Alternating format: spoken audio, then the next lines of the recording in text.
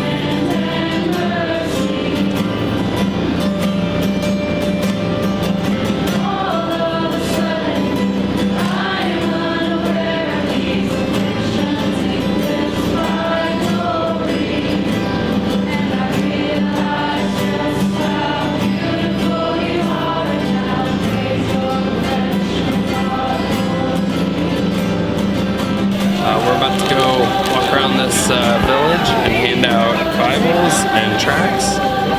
We've got corn and rice and beans.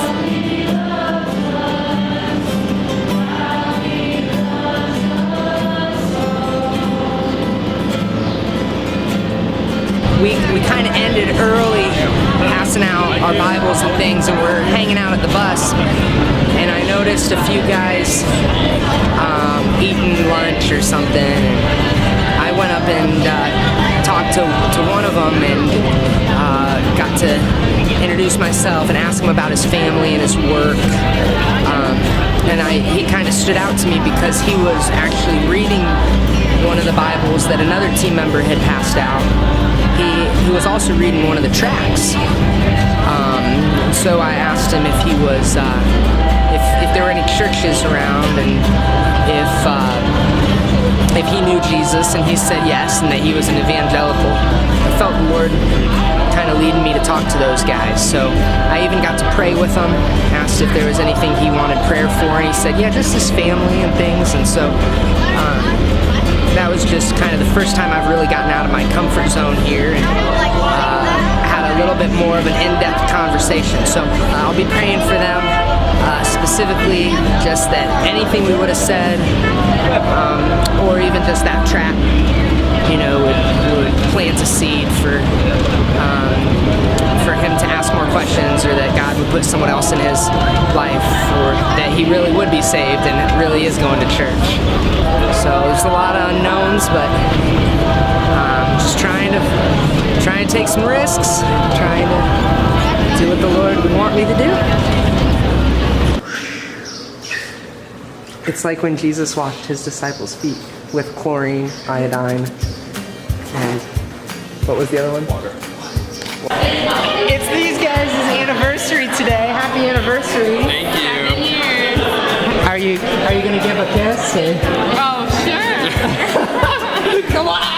Ah, they're in love. No, they're in love. I'm so lonely. All right, I'm here with our team leader Andrew right here, and we got Benny right here, who has been a team leader before. Right.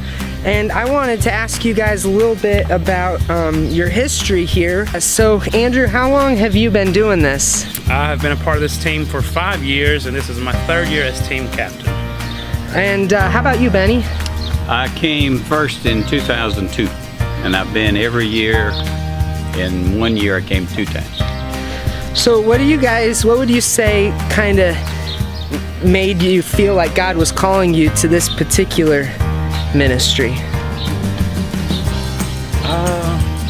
My first year, I mean, it's no secret. My first year, I just came just because somebody kept twisting my arm to come, and I finally said, yeah, I'll go. And just kind of fell in love with the place after the first year. Well, I came the first year, and I enjoyed it, and then I decided I would come again for a second year, and after the second year, it really felt like a second home to me, and just felt led to come back and serve, and any capacity that I could serve in, and then kind of that, I guess my third year, first year as team captain, that kind of just kind of fell into my lap. I had offered to take the team leadership over in after my second year, no, for my second year actually, and that did not work out, but the third year it was handed down to me, so Awesome. so here we are now, 3 years later. And how about for you?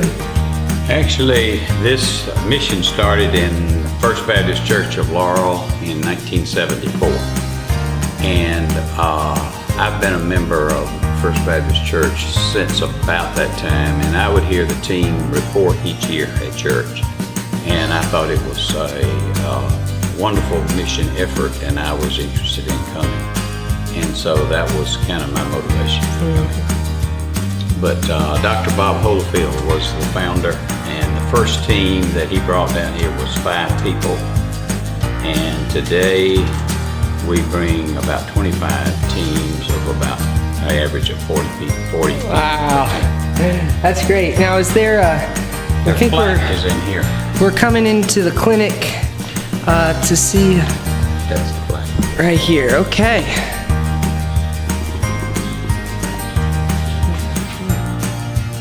What can you tell me about him? Dr. Bob Holyfield was a very unique individual. He loved the Lord. He actually served a year, he and his wife did, in Africa after this mission was started. And he came down. Someone from Honduras brought a young lady to his Laurel office for dental work, and they told him that there was a need for dental work down here, and that was what prompted the first team. And so that's what led to this dental clinic that's state of the art. It's pretty amazing. Yeah. Yeah, absolutely.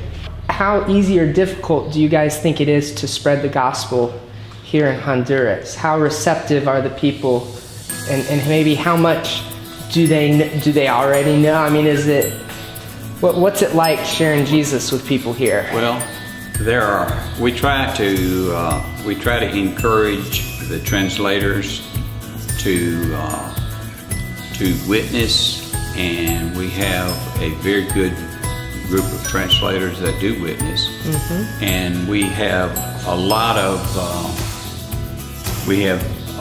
people that come and they witness at their medical stations or at the dental clinic or so forth. And we have a couple now, Jeff and Misty, that are following up and shepherding the people that we see on an individual basis. Okay. So, Andrew, could I ask you maybe what's one of your favorite parts about this trip every year? I would probably say that, just being with the team, hanging out with the team building, and just building those relationships through worship and through the meals and just interacting with each other. One thing I notice is that the people on the team are not all from the same church. No. So we've got, 40 people? Or 40, there's 41 of us here this week, and 6 churches I know of throughout, 7 or 8 churches actually throughout Alabama, Mississippi, and Indiana. Wow, and then there's also people from all different ages too. Right, we do. I think the youngest may be 10 or 11, and I think Mr. Benny may be the oldest. I'm 78. Wow, so that's good. But I feel like we all mingle together and get along great and all look out for each other. Well, I've only known you guys for just, 2 days, and I'm already feeling right at home, and so I'm really excited to be here. So thanks for sharing what you're doing. We've always used medicine as a magnet to draw people to a loving knowledge of Jesus Christ. And that's been our focus from day one. We sometimes get bogged down in detail, but our main focus is to witness about the love of Jesus Christ. Amen. Thanks, guys.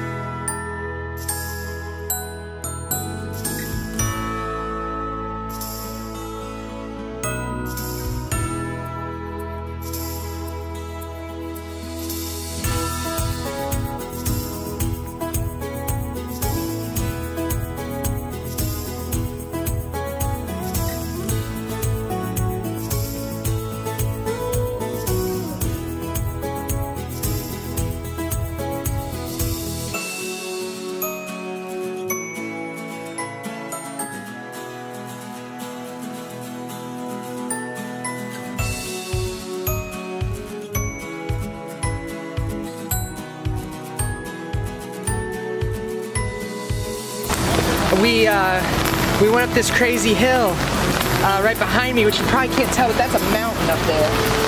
And we got a flat tire on the bus. The rocks washed all the way down it, but we made it to the church service. And it was wonderful.